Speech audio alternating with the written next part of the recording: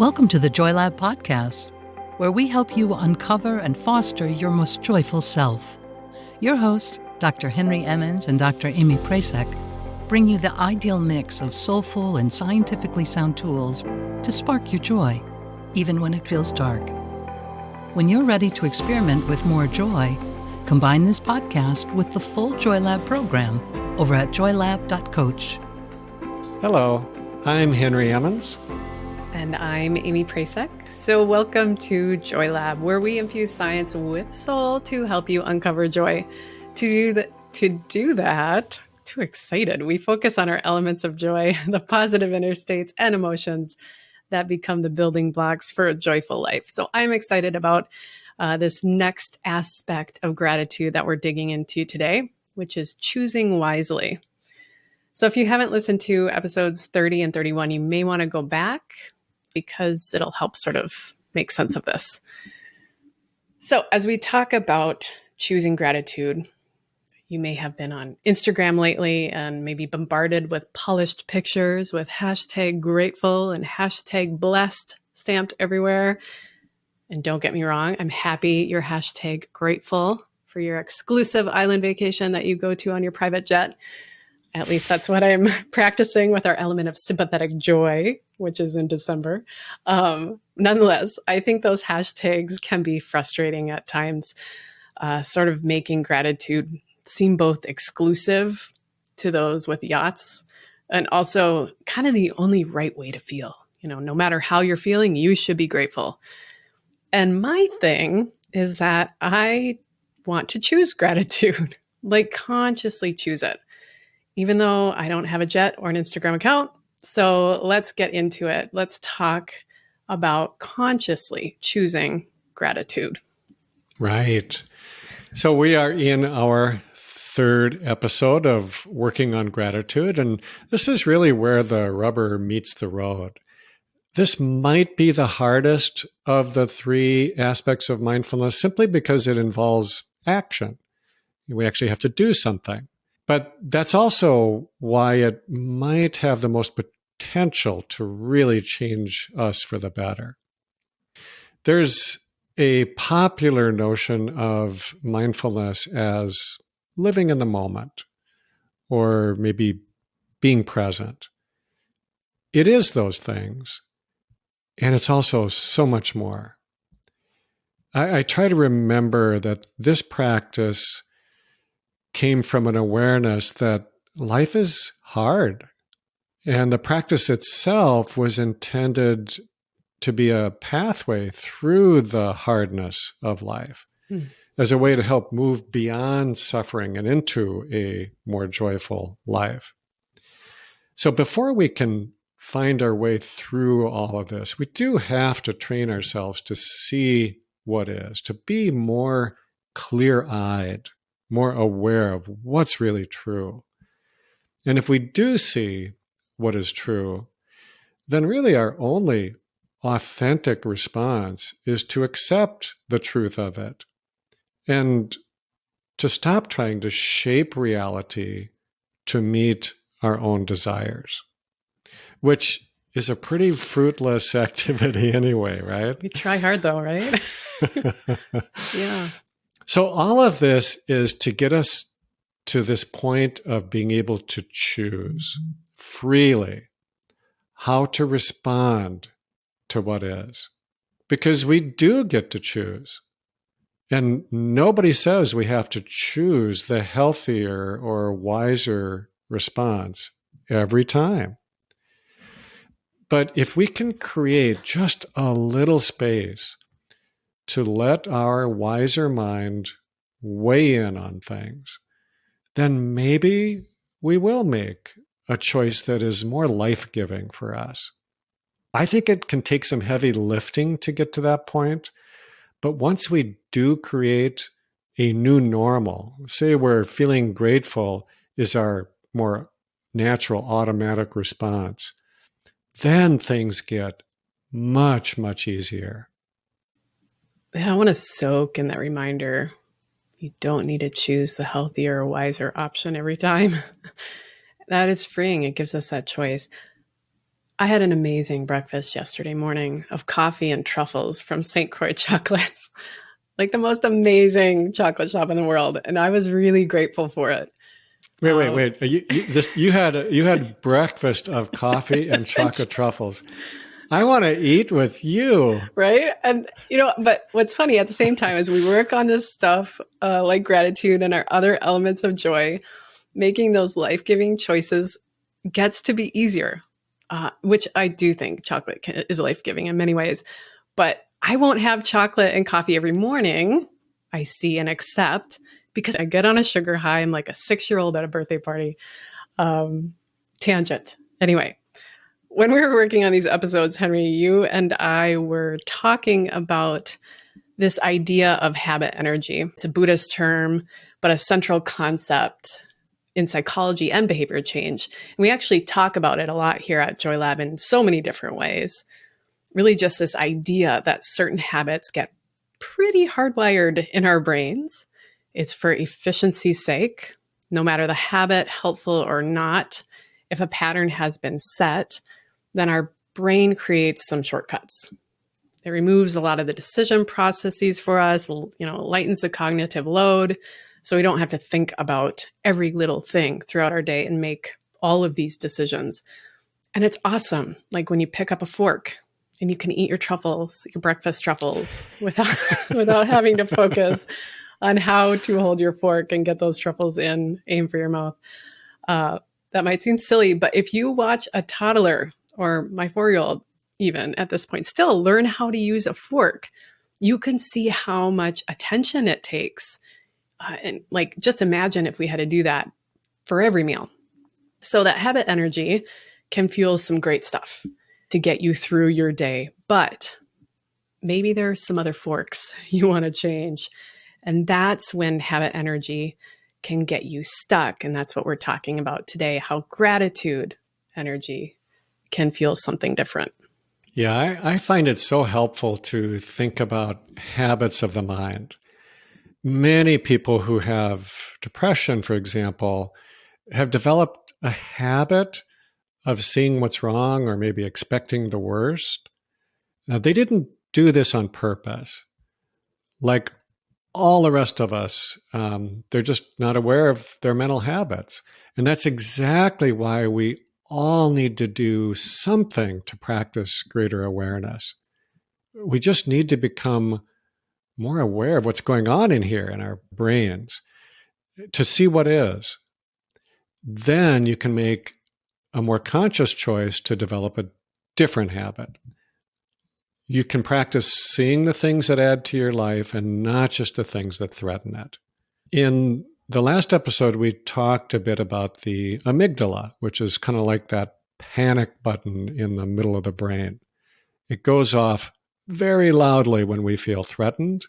As long as it's going off, fear will override all of our quieter emotions, including gratitude. But if we can turn up the volume on gratitude and have that wiser part of our brain talk down the more frightened part, it gives us a chance to create new patterns.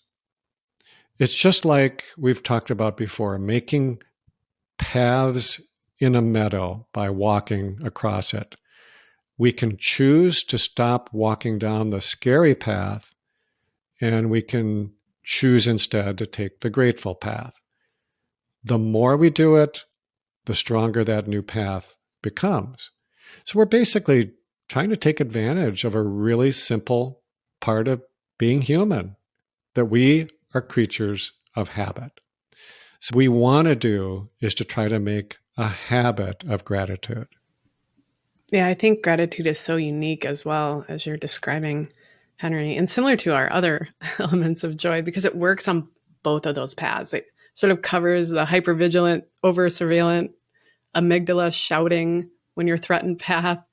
It makes it not so ready to roll down. And it works on paving that more grateful path as well at the same time. So there's quite a bit of research here on how this works with gratitude. If we engage in gratitude practices will likely reduce cortisol, the stress hormones. We're making a little bit more space. The fear response is starting to lessen. Practicing gratitude can also improve cardiac functioning, and even resilience and recovery markers can be improved after experiencing something tough, like a death of a loved one, a divorce, a job loss, loss of a pet. Those hard things don't injure us so badly when gratitude has been practiced. You start to see these paths change shape. We can recover faster emotionally and physically. So this gratitude energy can really propel us down a healthier path. And there's benches to sit on to have truffles and coffee in the morning too. It's not a boring path. There's spaces. And funny, I'm alluding to this right now, I think. I have to be honest, sometimes I get mad at gratitude because it's so powerful. I know it's that maybe pessimist, surveillance artist in me. I might get lost in sorrow for a bit, maybe a bit too long, and then think, that stupid gratitude is just waiting for me. Like, come on, man, down the path a little bit. What are you waiting for? And I'll get there. And it always makes me feel better. Well, let's really try to think concretely about this practice of gratitude for a minute. So here's an example of how to use all three of those steps that we talked about: to see, to accept, and then to act. So you can try this. The next time that you receive service, any kind of a service from someone. So it might be at a restaurant, of course, but it could also be just when you buy something at a store, or if you go to a medical or a dental appointment, or get your hair cut or something, or even when you order something online, anytime that you receive a service of some sort. So first, try to go into this practice looking for something good to happen. Try to notice any little thing that you appreciate. So it might be the person's effort, or a little smile, or a positive outcome, or even just having the opportunity for someone else to serve you. Second, you want to not only notice it, but also take it in. Savor it, like Amy does her chocolate truffles. Absorb the impact of it. Accept it fully as if you deserved it, because you do, of course. And then third, find a way to express your gratitude. So, for example, you could write just a little note as you sign your check, a little note to the server, or you could say something directly to the server. Or, if you go to a appointment and they ask you to fill out a questionnaire, do it and try to fill it out as positively as you can. You might even just write something for yourself in your own journal. But if you can actually express it directly to the person who gave you the service, I think it's even more powerful. Yes. As a former bartender, server, clothing sales associate, cold caller for the Minnesota Department of Public Health, I could go on and on here with all of my customer service jobs. But I think that strategy is brilliant, Henry, and it will make the person on the receiving end feel really good as well. Of course, you were a bartender at one point in your life. What haven't I been? I've had a lot of jobs. I want to share another strategy actually that I've used to chip away at my cheerophobia. Talked about that last episode. And that I now use actually to apply this element of gratitude in my work. And I call them my gratitude coins. So they are small wooden coins. If you're watching us, it's just a little wooden circle, a little wooden coin. And I write down on one side what I hope folks will receive from each podcast episode that we make. And then something as well that I've taken from it, something that has nourished me. And I also use the coins in a more celebratory way, writing down little things I'm really grateful for or just happy about, sort of really savoring that feeling of happiness. And then for example, with the podcast episode, after we're done recording the episode, then I toss the coin in one of my gardens in the front of the house as a way of just kind of letting go of it and letting it sort of grow something else that might be good. And I think that really helps me to hold each of those things, these experiences as their own, rather linking something good to something bad that might follow. I've felt these good things. I've wrote them down, I've soaked in them a bit, and then I've offered them back to the world.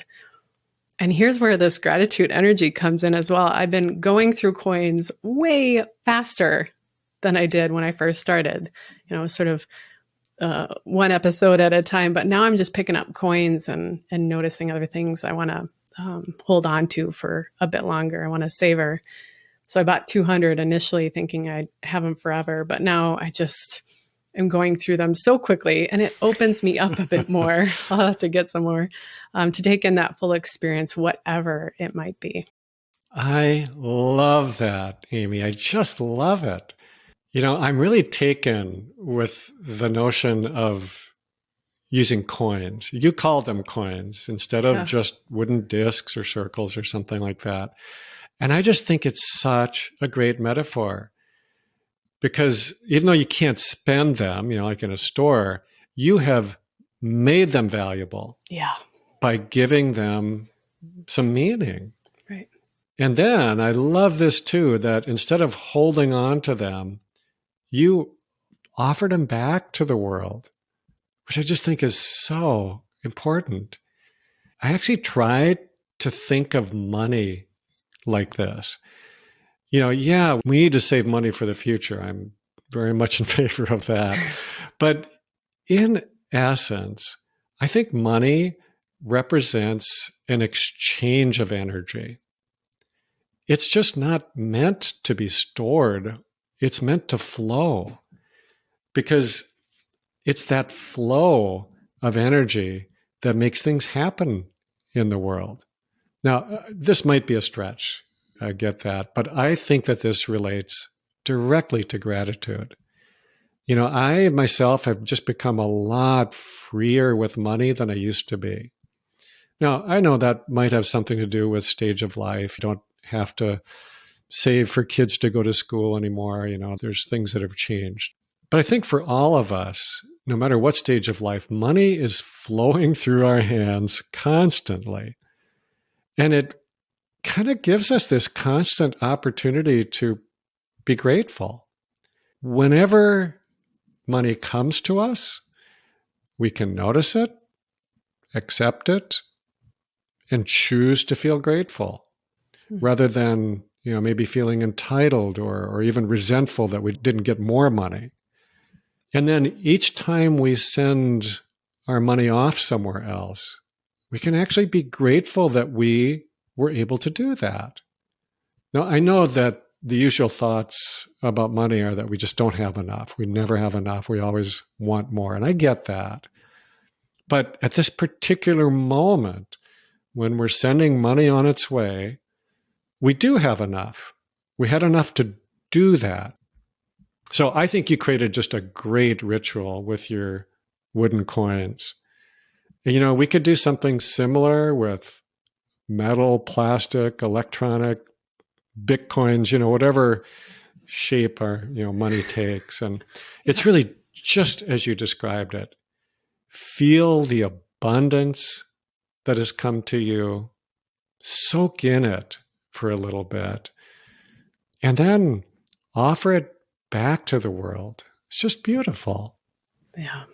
I don't know about Bitcoins though, Henry. I feel like those are too weird. Yeah, stay away from Bitcoins. That's my advice for the day.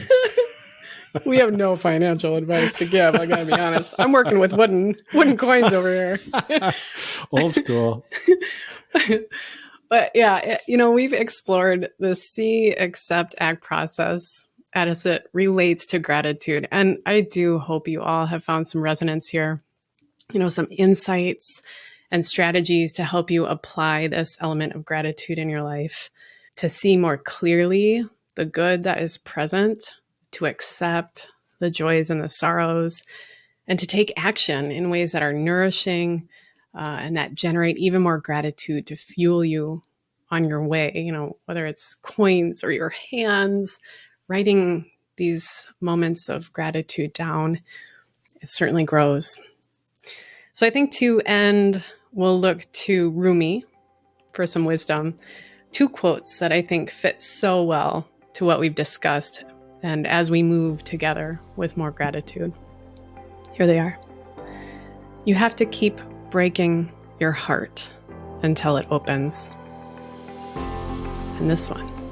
Gratitude is the wine for the soul.